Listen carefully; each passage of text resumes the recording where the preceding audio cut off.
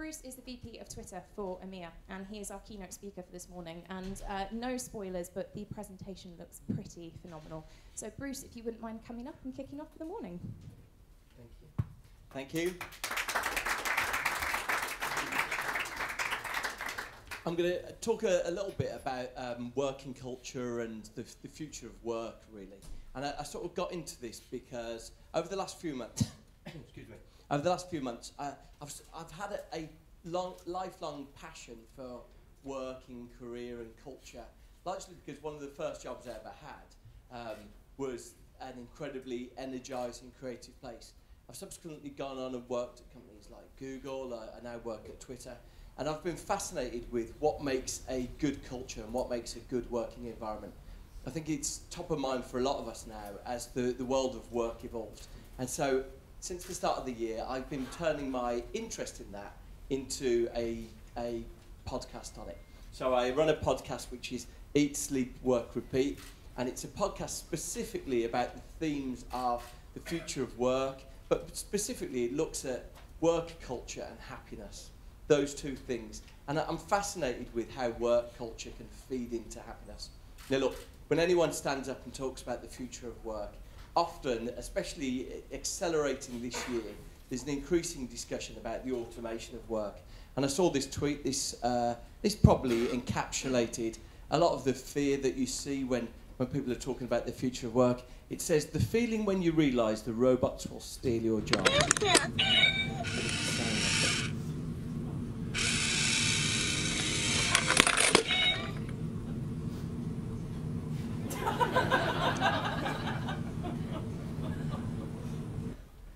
So I'm going to talk specifically about work then.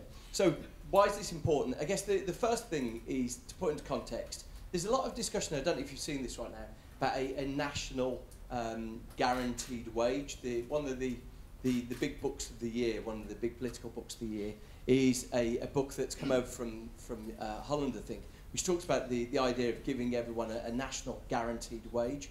And the interesting thing about that is if you chat to anyone who studies the study of work and the way that work rewards our psyche, they tend to say that that's a very bad idea.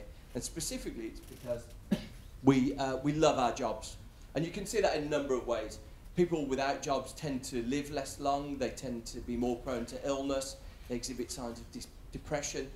Jobs largely are how we define ourselves, and they're certainly an important part of our sort of self-definition. But I think critically, and that largely comes down to a life well lived, a life with balance, has both pleasure and purpose. And so understanding how a job can provide that purpose, how a job can actually identify and address those things, is a really critical part of success. I think the context where all discussion about the future of work takes place, though, is the transformation that's happened in work in the last 10 years. And there's probably a few people in this room that probably found themselves existing in a world before email was on your mobile device. And it's hard to try and explain. Do you remember like Bob Crow was like this iconic trade unionist? Because even though he often created misery for Londoners, he was clearly resolute in doing a really good job for his workers. And let me tell you that Bob Crow would not have allowed us to have email on our phones without some reward. Because the direct people used to beg. I don't know if you remember this. You remember when you first saw someone in the office got email on their phones, and everyone would say, you know, Dave's got email on his phone, Dave's got a BlackBerry. Oh, why can't I have a BlackBerry? The direct consequence of having email on our phones is that our average working day has gone up from 9 hours a day to 11 hours a day. And Bob Crow would not have let that happen without some additional money or additional holiday. We should have channeled Bob Crow. The reason why that matters, it matters for two reasons. Firstly, I'll come on and talk about our capacity for work. But secondly, anyone who checks their email out of working hours, half of those people exhibit signs of high stress. So here's what's happened. So we love work, but we've got this conflicted attitude because work is what's making us ill. I saw this, and I think this is particularly relevant for a millennial audience. I'm going to read it out for you. It's a guy called Ben Goldacre who wrote a letter to the Times. And Ben Goldacre writes books and under the sort of the headline "Bad Science." He tends to look at disabusing some uses of statistics and facts. And he wrote this letter to the Times that I think gives the context, certainly to a millennial audience, of why work and the pressures of work are getting harder than ever. He says, the average home in London is now 9 times salary. So this letter here specifically refers to, he's replying to a letter from another Times columnist, which said, when I was 26, I owned my own home. And he said, well, the average home in London now is 9 times salary. University debts account for sort of 40 to 50,000 pounds for most college leavers. They're the first generation without a state provision of pension, and London has the longest commute in Europe. And that's particularly relevant. London's commute is 74 minutes, the average Londoner's commute. That's particularly relevant for women. Simply because specifically the separation of domestic responsibilities still isn't equal. The average woman, a long commute correlates to higher stress levels. So all those things together. Right, so here's what we've got. Here's the context. I'm going to go on to a series of solutions and for the future work. Here's the context then. So fiercer demands than ever before. Homes cost more. We're working longer hours. And it's harder to succeed in that environment. So, firstly, I wanted to go in. My entry point was, can work make us happier? I'm fascinated with whether work is the root cause of happiness. One thing I've discovered along the way, and there's a fabulous book about this very subject, is that you have to be careful. One of the guys I talked to is a professor called Richard Reeves. And he says that he studied John Stuart Mill.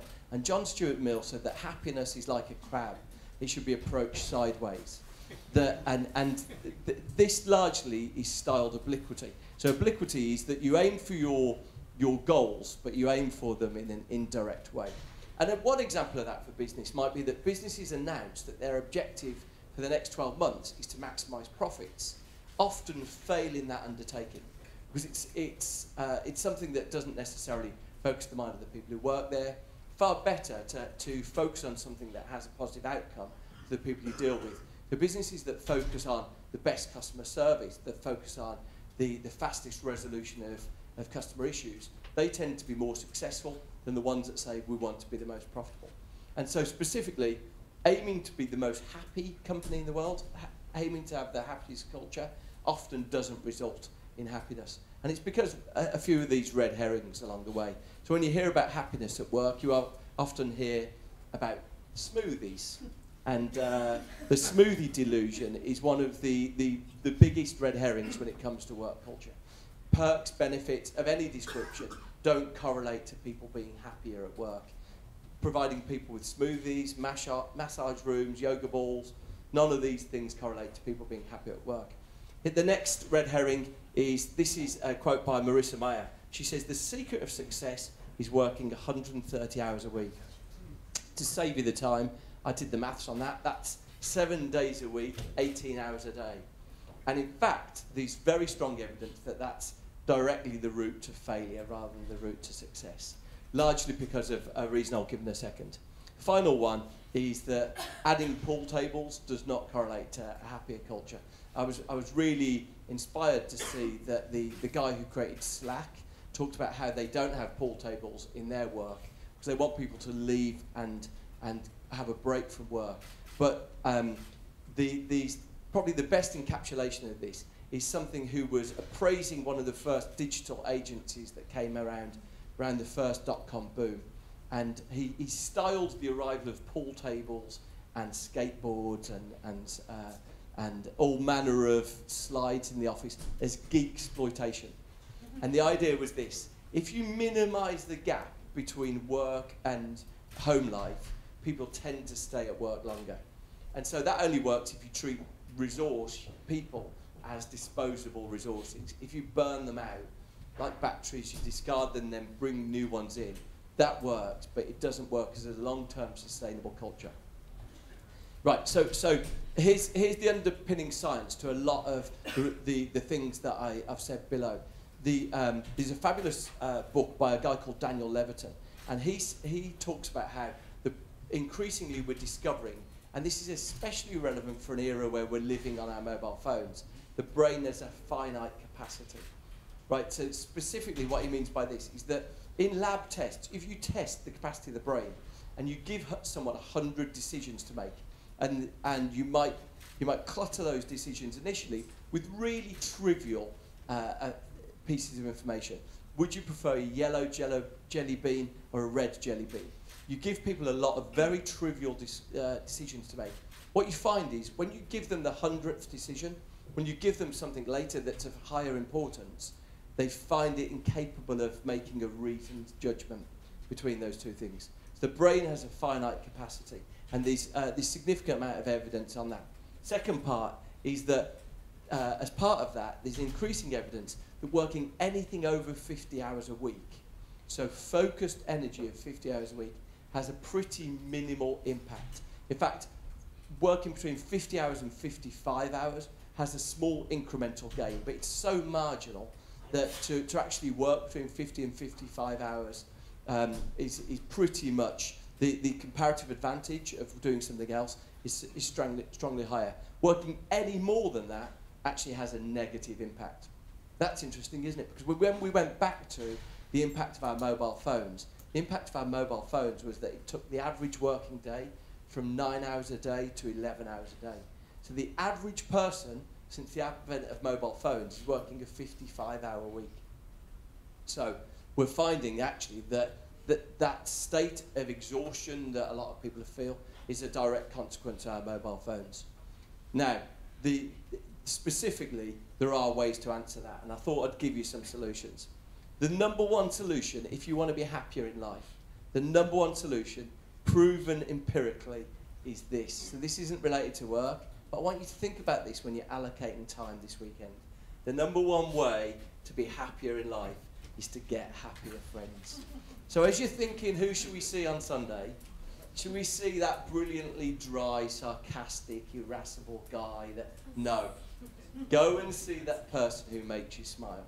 The number one way to be happier is to get happier friends. Right, but to look at work, the other most important thing to do is to get 8 hours sleep. I know that's deeply uncool, but in fact there's more and more evidence. There's a brilliant book that's come out this month by a guy called Alex Sujung Kim Sing Young. He talks about how sleep is the most important thing. So almost the one thing that correlates between all of the successes of great authors you might have read or great scientists is that they all got a very good night's sleep and often had a nap mid-afternoon. Winston Churchill used to have an hour and a half sleep every day during the middle of the Second World War. But his butler said it was the reason why he effectively was able to do 2 days' work in a day. So sleep is a very important thing. But here's 3 things that companies can change. Number 1, avoid distraction. So normally when we're drawing an inspiring work environment, when we're drawing somewhere that looks fun, we clutter it with disruption and it's effectively an open plan environment. It looks great, it gives the illusion of interaction, but what you tend to find is that interruption is the single biggest disruptor in us feeling satisfied with work. If you ask people what time they felt happy at work this week, what time they felt they'd accomplished something, it's normally when they were in a state of flow. And so does anyone recognise phrases like this? I can't seem to get anything done at work. My most productive time is before everyone comes in. Does anyone recognise that? That's because we find interruptions the single most debilitating thing when it comes to our working environment. Now, I'm not necessarily saying that that means working from home. It probably means establishing quiet environments. Certainly working from home has got a bad rep in the last few months. I thought I'd No, I would argue that this is a triumph of democracy. Scandals happen all the time. The question is, how do democracies respond to those scandals? And what will it mean for the wider region? I think one of your children has just walked in. I mean, shifting sands in the region. Do you think relations with the North may change? I would be surprised if they do. Pardon me. Pardon me. My apologies. What's this going to mean for the region? My apologies. North Korea, South. Briefly, I thought I'd celebrate. So walk into the club like, then leaving the office like. I like this one. If you look closer, you can pinpoint the exact moment he realised he's going to become a meme. Okay, so flow is a really important part. Being in a state where we feel like we're getting things done. In fact, the more that we understand that work and our attention comes in bursts, the more that we're able to accomplish. So finding quiet zones in any office is a really important part.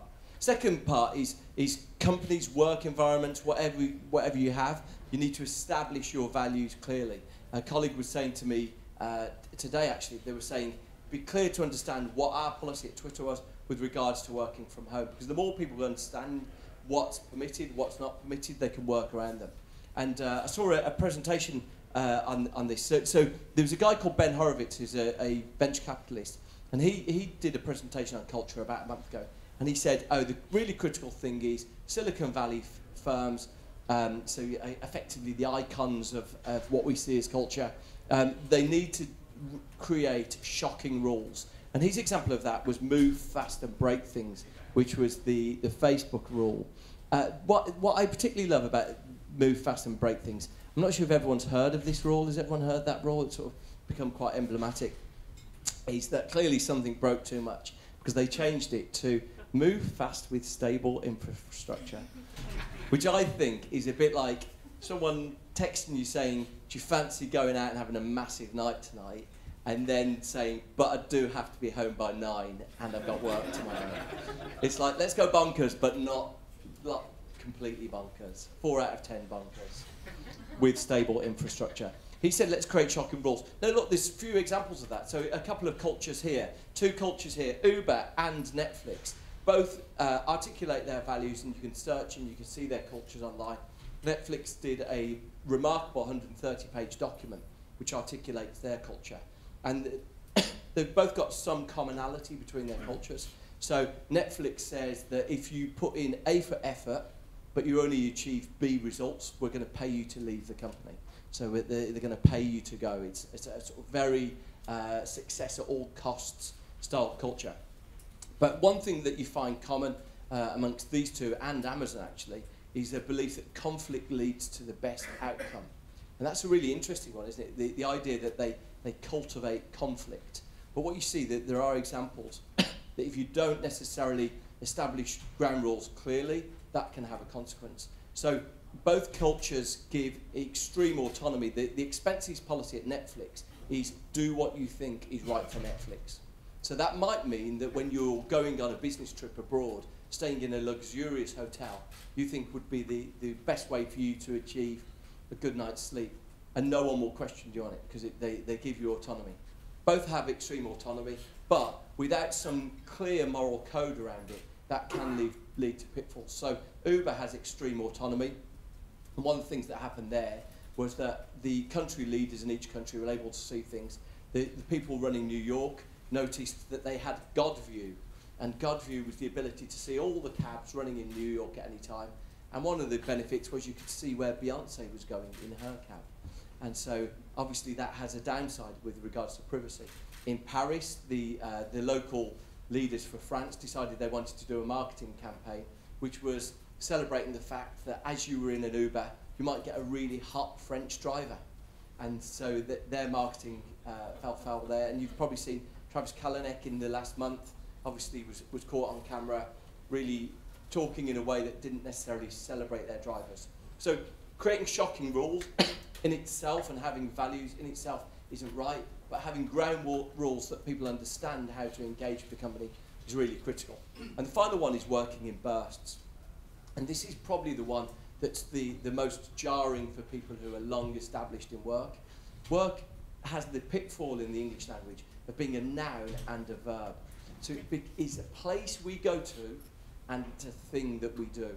And the challenge with that is that if you recognise that all of us have electronic communication 24/7 and we're permanently connected to each other, then actually the burden of both being in a place and doing a job becomes overwhelming. These increasing efforts to try and understand how we can get more from the finite capacity we have.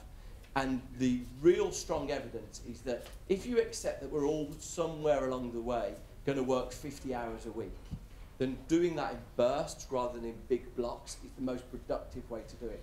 So a lot of activity has been taking place with some fabulous people that I've spoken to on my podcast who really just illustrate that accepting that a break at lunchtime is a really critical part of being productive in the afternoon.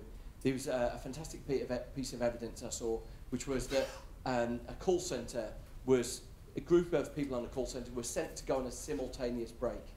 So they were all having breaks already, but they were sent on a simultaneous break. What they found was productivity afterwards went up 15%. Taking a break is the most important thing we can do to achieve the maximum output of our 50 hours when we come back to work. So working in bursts and respecting the way that people burst is really important. There's a guy called Tony Schwartz who leads a movement called Take Back Your Lunch.